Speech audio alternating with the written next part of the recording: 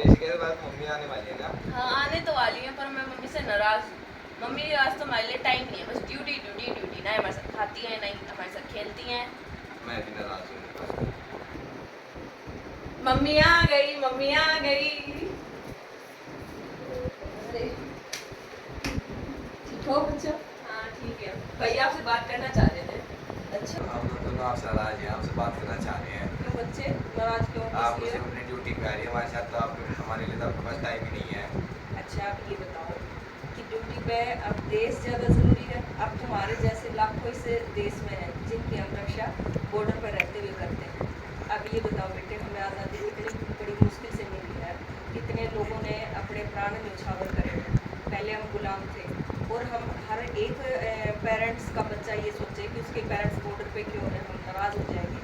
तो फिर देश की रक्षा कौन करेगा? देश की रक्षा हमारे लिए सबसे ज़रूरी है। आपको पता है हम कितने सालों गुलाम रहे? 200 साल गुलाम रहे बच्चे।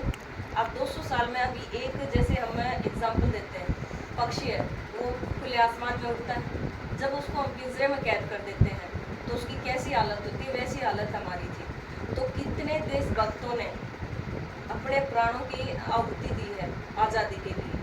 उसके बाद अब जब हमें आज़ादी मिली तो अब उसकी रक्षा भी हमारी जिम्मेदारी है ना। तो तुम्हारे जैसे लाखों बच्चे हैं, लाखों पेरेंट्स हैं जो घर में सेफ हैं।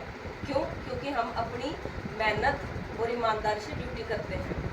हमें फक्र होता है हम देश के लिए कुछ कर रहे हैं। देश के लिए अपने प्राणों की आहुति देने में हम एक सेकंड भी नहीं सोचते। सबसे पहले हमारे लिए देश है। और बच्चों, तुम्हारे लिए भी तुम्हारा क्या होना चाहिए? देश। और बड़े होकर मैं ये कहती हूँ, जैसे मैं अपने देश की सेवा कर रही हूँ, ऐसे ही तुम सेवा करना, ताकि देश को तुम पे नाज हो। ठीक है बच्चों? तुम पे नाज हो। जय हिंद।